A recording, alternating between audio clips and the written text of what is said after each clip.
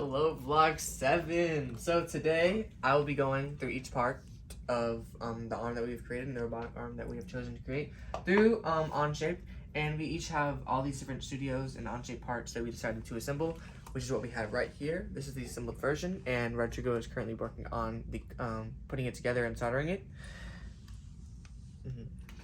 So going through each of them, this right here is the claw. So this part right here, we decided we didn't really want it to be as far apart because we wanted to be able to grab certain things and smaller things, which is why it is closer together, because another model that we created, which was this one, as you can see that they're so far apart they wouldn't be able to grab anything.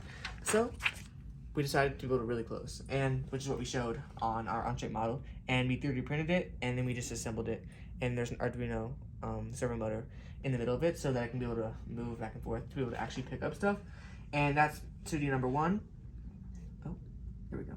This is the base. So on Onshape, as Sydney said in week 6, we wanted to create a big wide model and a rectangular, but also having a semicircle aspect to it, since these are very strong shapes, and because we wanted something very big to be able to hold up everything. And we created this because it was very big and that could hold up this. While since we have 3 servo motors, since there's a lot of motion, we really wanted something that's very stable, and we actually created that. And this is wide enough so that this can bend down to be able to grab things, but also not too small so that I wouldn't fall over. And in the middle, this is where the second base would go to be able to move back and forth. So we created a little circle in between, and there's this thing right here for it to connect onto, and it has a little circle on the bottom. And we created this, we put this here to be able to be more leveled, since it was a little bit smaller when we actually printed it out. And then in here, this is another part that makes it move, because it'll move back and forth, and it'll move like this, so that I can pick up stuff from this side or this side. So we really wanted to have increased mobility. And then for Studio 3, the third aspect of the model that we created on Onshape was this part. This part is a crucial aspect because it coexists with the base, because it can be able to move back and forth to be able to pick up stuff depending on if it's from the left or from the right. And it's a super crucial aspect that also connects to this main part. So this part right here is the thing that connects to this, as I previously stated, but it also connects to this, which connects to the claw part. So it's basically like the linkage between the claw and the base. And as I said before, it goes from left to right.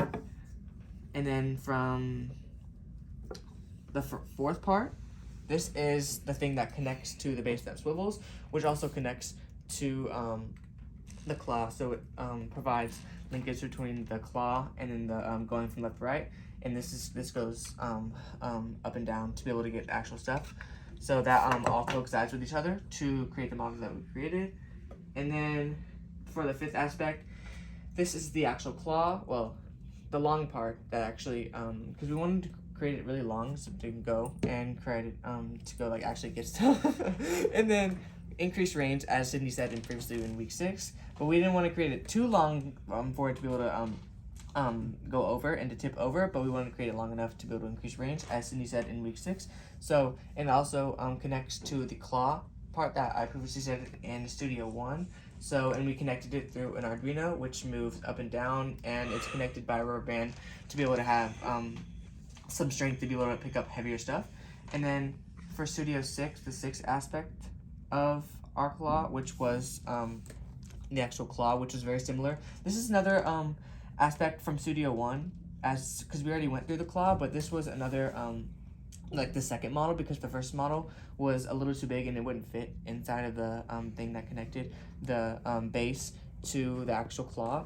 And this is our second model, because it was a little bit short, closer together, because it was a little too long and the servo motor wouldn't have enough power to be able to connect both sides when it's actually picking up stuff. So we created it a little bit shorter, and that's our second model, which is Studio 6 on our Onshape. And our last one is the entire model put together. So all these aspects that I talked about before, this is the thing all put together. As you can see, the base, the swivel part that actually goes and connects to the base to go left and right. This is the part that connects the claw and the other part that goes from left to right, so the swivel part that also connects to the base. And then this part connects to the actual claw. And then this is the actual claw that increases range. And also, for our code, that was our code that would be connected to all these different wires to actually help the servo motors move, to go left and right. But for the claw to also go back and forth to be able to actually pick up stuff. So that's for weeks 7.